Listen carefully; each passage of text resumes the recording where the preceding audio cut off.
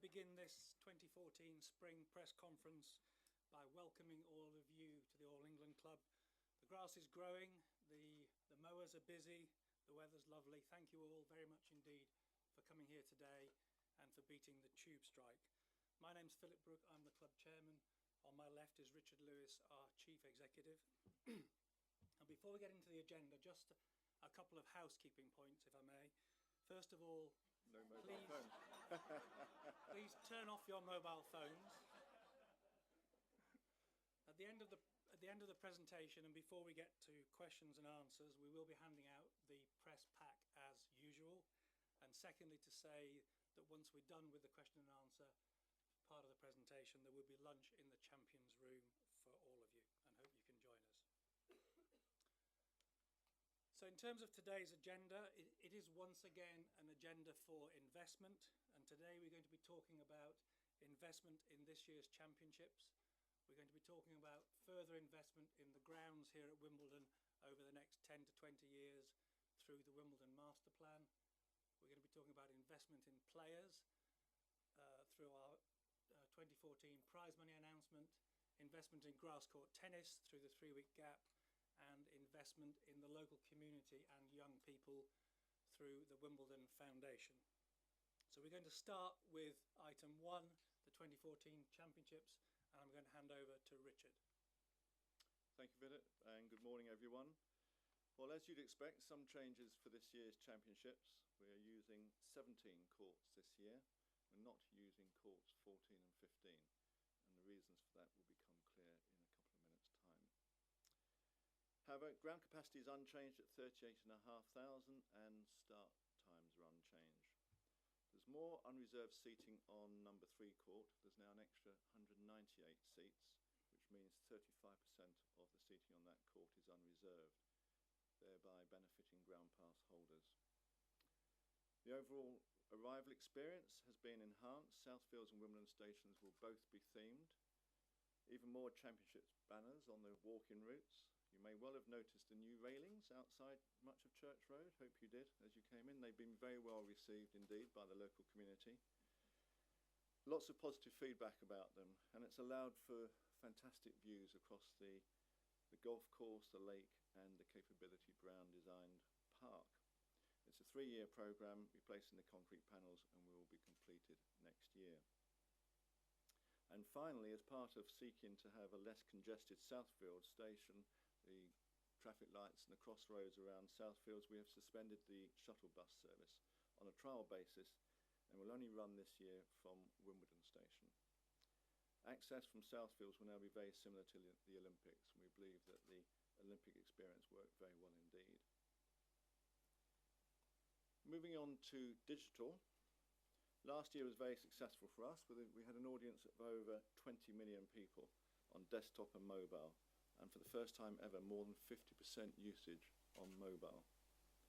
Live at Wimbledon had 1.5 million people watching on video and 5.5 million people listening on radio, and that's more than double the previous year.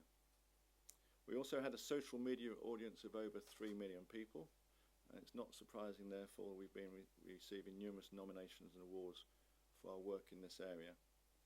But we are certainly not going to stand still. So for 2014 we have a new mobile app for iPhones and Androids, and here's what it will look like. It's a cleaner, more modern experience. You'll be able to access scores more quickly. It also, in my view, reflects our brand very well. It's modern and very personalised, lots of opportunity for favourites. Favourites your players, events, countries, and it's due to launch in the app and play stores the week before qualifying, i.e. the week of 9th of June. On the commercial front, we have new and renewed TV contracts. For 2014 we have a new relationship in France with beIN Sport. Sky Deutschland contract has been renewed in Germany, and also renewal in Italy with Sky Italia. 2015 TV contract negotiations in Asia have gone very well. With Fox Sports across much of Asia, we've extended for 6 years. Star Sports India has been extended for 5 years, and NHK in Japan, we also have a 5-year extension. and this brings NHK's relationship with us to 40 years. They are our longest international broadcaster. With official suppliers, we have an enhanced agreement with Stella Artois, taking them from having pour-in rights from last year to official beer this year. And finally, the Wimbledon shop online has a relaunched website, and it's going live later this week. I'll now hand you back to Philip. Thank you very much, Richard. Item 2 on our agenda, investment in our master plan. It was at this spring press conference last year that we published our master plan, our vision for improvements to the grounds over the next 10 to 20 years. Since then, we've been busy on a number of fronts. Firstly, in consultation with local community, with planners and with user groups here at Wimbledon. Secondly, we've carried out some detailed studies during the 2013 championships, in particular to do with people and transport flows during the championships, to fully understand the operation of the site last year, and therefore help us with our planning. We've also been busy in making a start with the first projects envisaged under the master plan, and we've also made a start on the design aspects of the number 1 court project. And just to develop those last 2 points a little further, many of you will know that we've been busy this winter with building a tunnel under Somerset Road. That work is now complete. The road was reopened 2 weeks ago, and we're now ready for the time when the Somerset Road site is redeveloped and connected to the main site. The second project we've been busy with is the new space beneath courts 14 and 15. This is a 2-year project. The first steps of the project have been completed. The space has been created and the courts have been relaid. After this year's championships, we will be carrying out the fit out, which will create new space for our ball boys and ball girls, for our photographers, and for an expanded 24-hour media restaurant. By next year, the courts will be back in use for competitive play, and the new spaces beneath the courts will also be used for the first time. And at this stage in the presentation, we thought we might just share with you a short time-lapse film of this particular project. So here it is.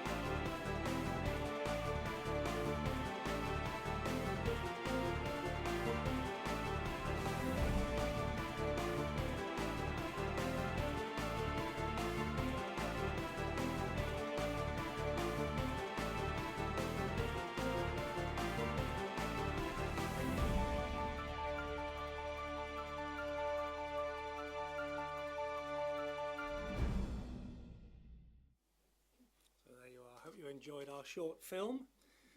This will be a good moment to say that both of these projects have been disruptive to the local community, and that we are very grateful to our neighbours for their understanding and support for this important work.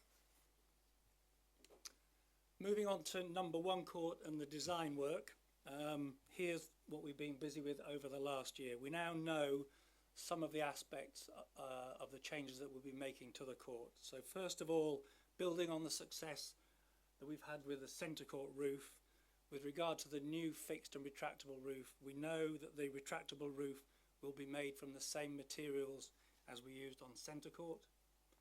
We also know that we'll be using the same approach to controlling the climate in the court as we have done successfully with centre court over the last 5 years. The good news with regard to the number 1 court roof is that the size and shape of the roof is such that the chillers which provide the chilled air for the court when the roof is closed, those chillers, we can place them in the roof itself, which wasn't possible with the centre court roof, and thereby we will gain some operational efficiencies. We also know that we're going to add 2 additional rows to the back of the stadium. That, coupled with the replacement of all of the seating in the stadium with new wider padded seats as we have on centre court, the net effect of those 2 will mean that we will have 900 additional seats on the number 1 court once the project is completed, so taking the capacity from 11,500 to 12,400. So this is good news for tennis fans coming here to Wimbledon. As part of our master plan ambition, we also intend over time to remove all of the temporary marquee build at the southern end of the ground, which we use for hospitality during the championships. And with that in mind, we are building new hospitality space into the number 1 court stadium, and by doing so we'll be able to bring about half of the hospitality activity that takes place currently at the southern end of the ground and move it into a new permanent home in the number 1 court stadium. We're also building a new public plaza. The new public plaza will be on 2 levels. It will be broadly in the footprint of Court 19, and it will be of particular interest and use to fans nearby, particularly those on Henman Hill. So that is an important development also. In terms of our timetable, we are intending to make a planning application later this year. After that, we will continue with more detailed design work on the stadium in anticipation of completion for the 2019 championships. And I thought I might just share with you an image. Now, this is all subject to planning, but this is an early image of what the completed project might look like. This is a view taken from the approach from the Southfields tube station, and as part of the project we're also looking at replacing the facades on the sides of the court. So there will be new facades which will be a combination of timber, glazing and stone. And our ambition here is to have the look and feel of the number 1 court, being respectful of its surroundings and in particular centre court, and also fit in well and depict tennis in an English garden as with the rest of the grounds.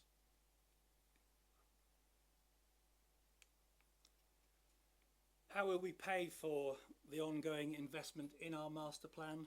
Well, part of the funding for these projects will come from the issue of centre court debentures. Many of you will have seen that last Friday we published the prospectus on April the 25th. We have now invited applications for up to 2,500 debentures, the same number as we currently have. The price of each debentures is £50,000 including VAT. We will close applications on the 6th of June, and the issue will raise in round figures £100 million, all of which will be invested here in the grounds at Wimbledon.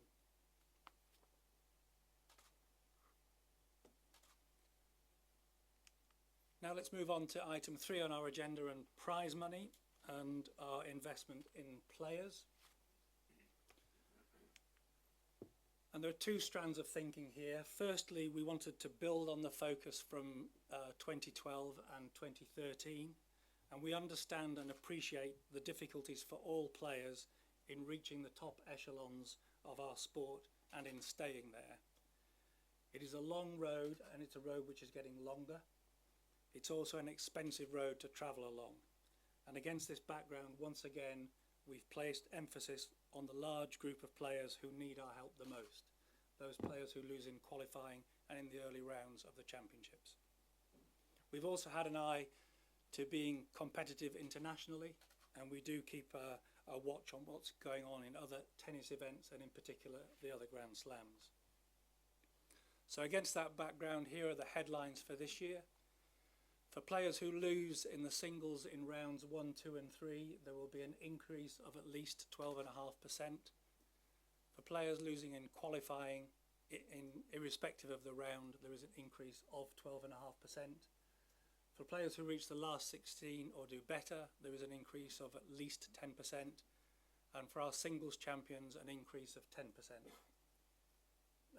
Gentlemen's and ladies doubles, the increase will be 8.7%. And you know how much I love graphs, and I thought I couldn't let another year go by without having another graph to share with you. So this graph shows the very significant increase in prize money here at Wimbledon for all competitors over the past 3 years. Last year we had a step change increase in our prize money, but also in 2012 and this year we've had very generous increases once again.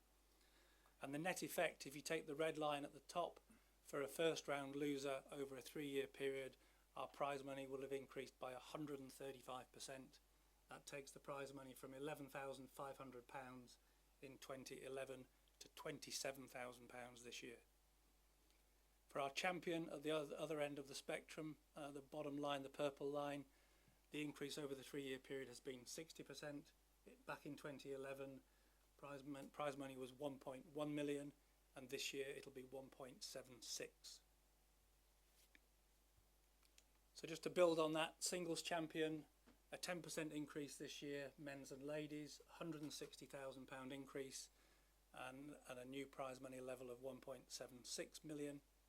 And our overall total prize money this year is going up by 10.8%, which is 2.4 million, bringing us up to a nice round number of 25 million. And with that, I'd like to hand back to Richard, who's going to talk about the 3-week gap. Thank you. You will be aware, of course, that in 2012 we announced that the dates for Wimbledon from 2015 would be 1 week later, 29th of June to the 12th of July. We did this for a number of reasons. A longer period between Roland Garros not only brings a better balance to the annual calendar, but importantly will also allow players more rest and recovery time between Grand Slams, better preparation time before the championships, and crucially more time to actually compete on grass during the pre-Wimbledon grass court season. Since last year since we made the announcement a couple of years ago about the date change, we've made really good progress with the 2015 calendar. We have the new men's grass court tournament in week 1 in Stuttgart. They have already built 3 grass courts, and the remaining 2 will be built after this year's clay court tournament. Queens and Halle have upgraded to 500 events on the ATP Tour, and Birmingham to a premier event on the WTA Tour. Nottingham, I know, are pleased to have 2 weeks of top-class tennis during that period, and beneath this level, shown on this slide, there will be a number of challenger events at venues and grass court clubs around the UK, Manchester, Surbiton, Ilkley and so on. And I do want to take this opportunity to thank the ATP, the WTA, Stuttgart and the LTA for the excellent cooperation we've had in working on the grass court season in 2015. We also wanted to update you about the Wimbledon Foundation. There's been a lot of progress made on this front as well. We announced the formation of the foundation during last year's championships. We appointed a foundation manager, Helen Parker, who joined us in December last year, and within the next few weeks the foundation will have charitable status. It has a number of key objectives. Firstly, to use the power of sport, and particularly tennis, obviously, to improve people's lives, especially the young and the disadvantaged. The Road to Wimbledon fits within this objective. It's been a very successful event in the UK since 2001, 14-year-olds playing through to eventually playing an event here at Wimbledon every August. And we extended this to launch a Road to Wimbledon in India.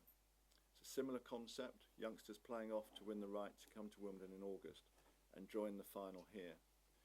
It's been very well received, it's been very popular, and we sent our A-team out to India. Some of you will recognise Dan Bloxham. There's another chap with him. We've exported strawberries and cream. They seem to be going down quite well according to that photograph. But there was some other activity. There were tennis clinics, a number of tennis clinics, and 4 youngsters are coming to Wimbledon this August, the winners and the runners-up. Another key objective of the foundation is to enhance our work in the community. The WJTI is an equally well-established activity, a well-known schools programme in Merton and Wandsworth. Subject to planning permission, we plan to expand the programme by building a second hub for it in Rains Park. And we hope to have cover courts as well as outdoor courts as part of the scheme. It's an exciting development and we should be operational early next year. Third objective for the foundation is to encourage and support charitable and voluntary activities related to the championships and the All England Club. You may have noticed the scaffolding on the St Mary's Church spire on the way here. Pleased to say we were able to make a substantial donation towards the repairs that have been necessary for the spire, and work is due to be finished at the end of next month. Last year, our ticket resale raised nearly £300,000 thanks to spectators allowing their tickets to be reused. And we are celebrating 60 years of ticket resale this year. And I really do think it's one of the great traditions of Wimbledon. It's a massive success story. It allows ground pass holders to access centre court and number 1 court for £10 and £5 respectively. Keeps the show courts full and raises money for good causes. We always make donations to the organisations that support the championships by providing volunteers, service stewards, honorary stewards, London Fire Brigade, St John's Ambulance and so on. So through the foundation we can only see our charitable activity growing and growing. With that, I'll hand you back to Philip. Thank you very much, Richard. So in summary, ladies and gentlemen, there we have it. We are once again investing in grass court tennis through the 3-week gap.